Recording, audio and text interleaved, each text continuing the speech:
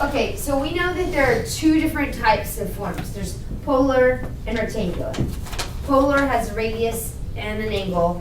And rectangular, we go to the same spot, but instead of using a radius and an angle to get there, we use x and y.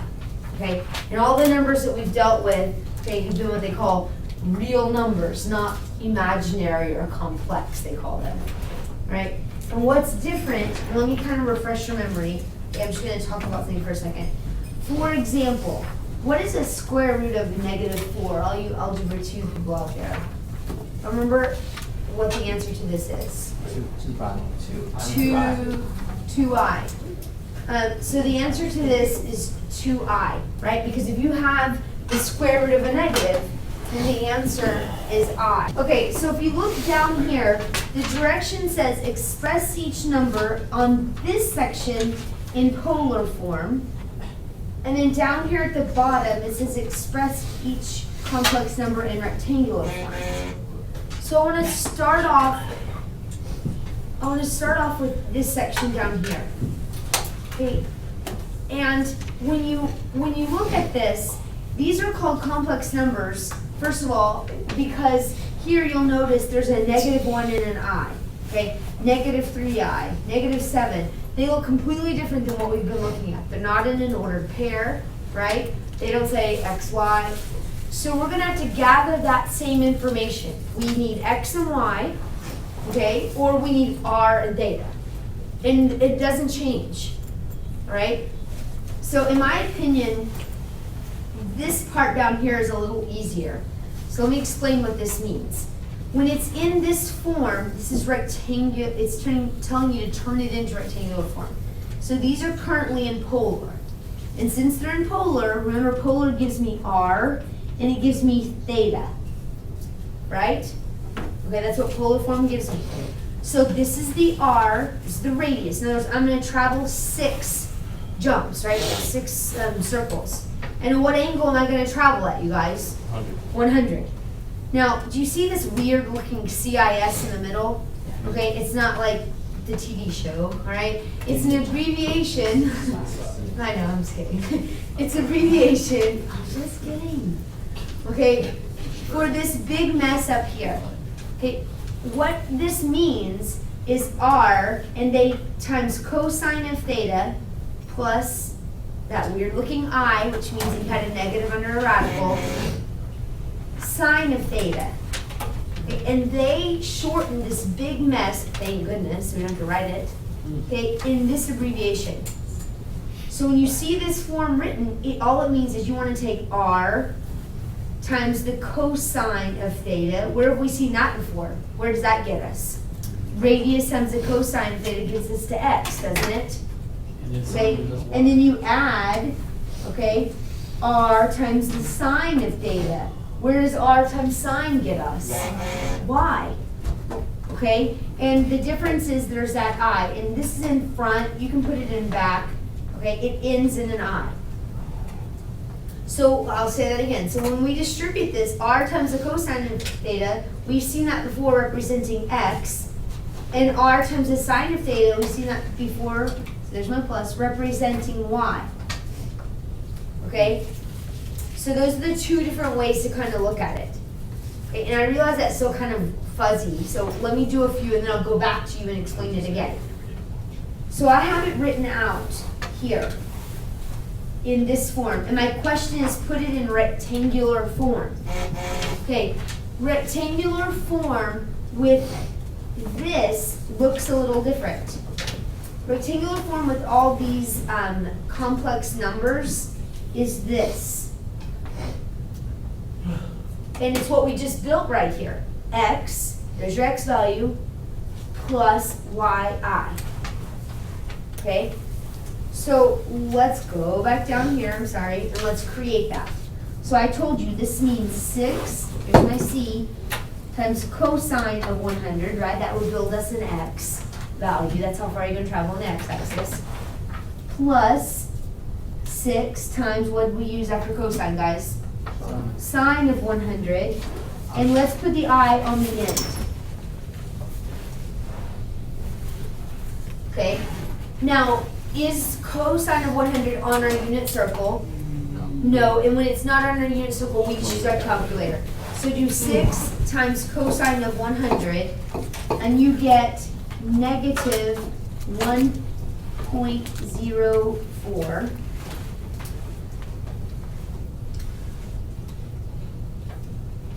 And when you do sine of 100 on your calculator, so you want 6 times sine of 100, you get 5.91. But what does it need on the end?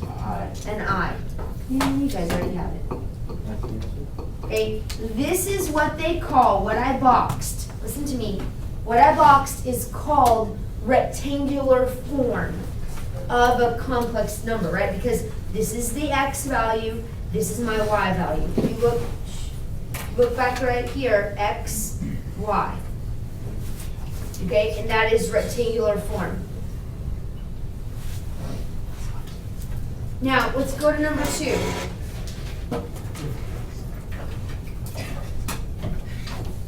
Okay, you're going to write it out again, so we're going to build the whole thing. Okay, in order to get x, right, x would be 9, that's how far, that's the radius, and this is theta. So 9 times the cosine at 4 pi over 3, plus, now we're going to use 9 times the sine value at 4 pi over 3. Oh, I forgot my I. Okay, is 4 pi over 3 on my unit circle? Okay, so go find it. What is cosine at 4 pi over 3?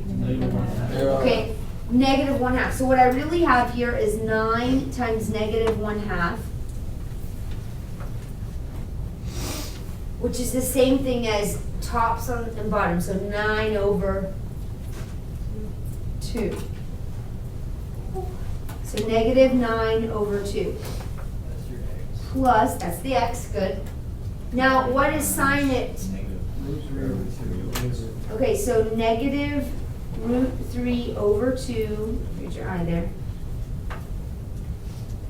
And then you do it the same way, you multiply the top, and you multiply the bottom.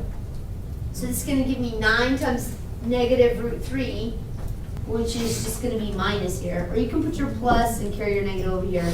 So 9 root 3 all over 2 is the messy answer, I. That denominator right there that you can't see very well should be at 2. So.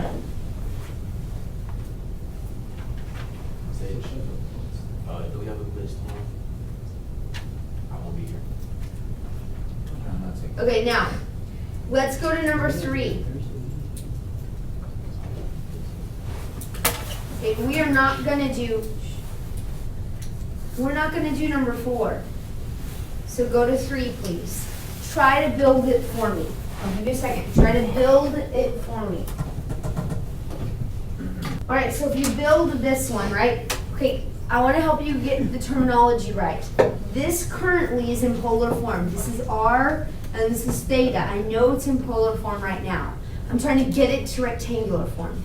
Rectangular form is x, y. So to build x, y, I need to take 8 times the cosine at 230 degrees plus, that would give me x, right, x value, times 8 times the sine value at 230 degrees. That will give me the y value, I. Now, it's not on the unit circle, so you type it into your calculator. 8 times cosine of 230 should give you negative 5.14, and 8 times the sine at 230 should give you a negative 6.13i. Or you could have just put a negative between the two. Right, so this, now, it is currently, you guys, now in what form? What form is this? Rectangular. Because the number by itself is x, and the number in front of I is what? We created it by doing 8 times sine. So what's this number in front of I? Y.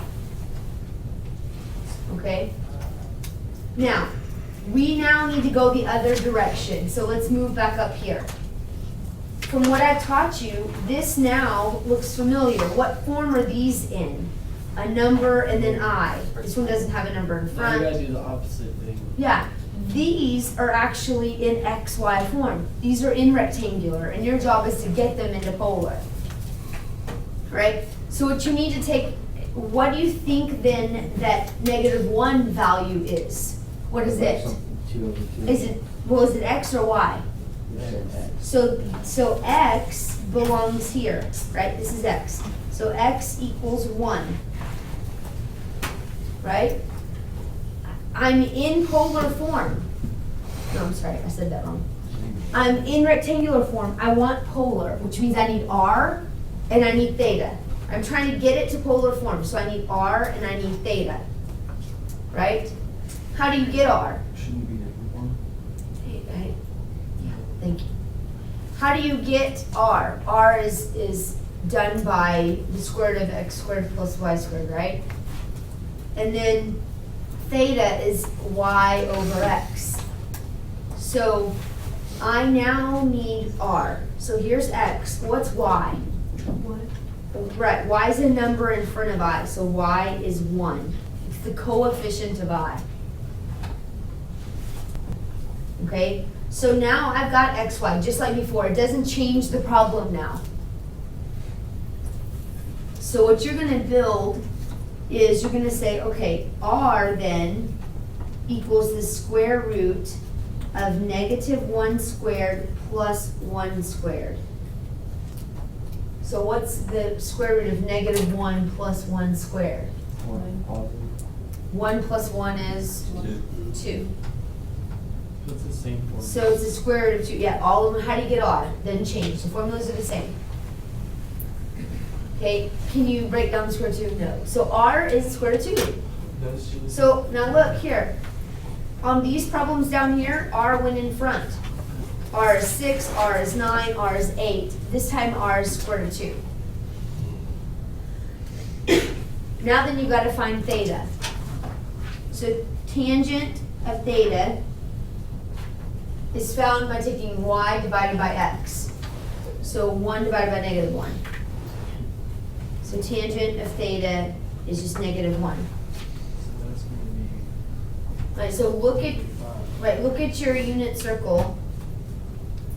Okay, and tangent of -1 falls obviously in 2 spots. It's either, the answer is either 135 or 315.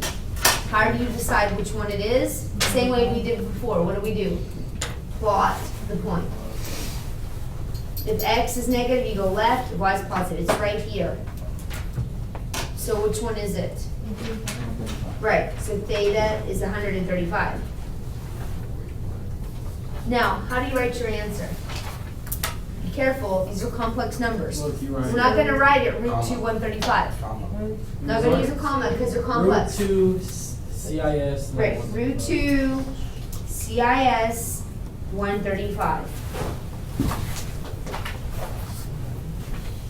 Right, because cosine, right, if I do root 2 times cosine at 135, I'm gonna get -1. If I do root 2 times sine at 135, I'm gonna get I. Okay, now go to number 2. We're only gonna do 3 of these. We're gonna do number 2 and number 4. So let's go to 2, please. What do you think x is? nothing. It's hidden. Where is it? It's gone.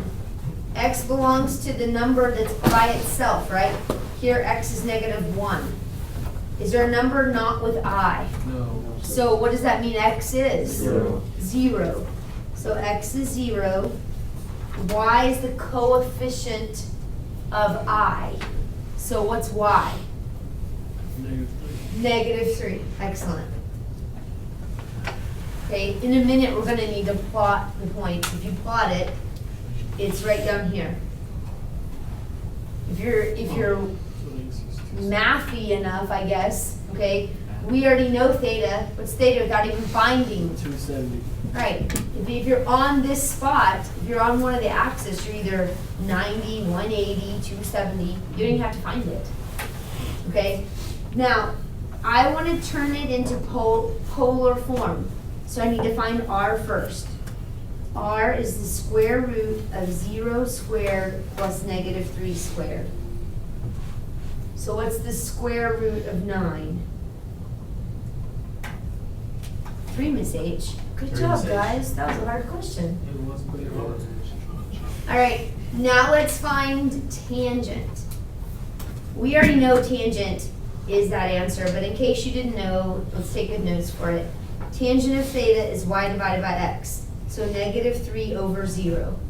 When you divide anything by 0, you get what? Undefined. So tangent of theta, I wrote that wrong, I'm sorry.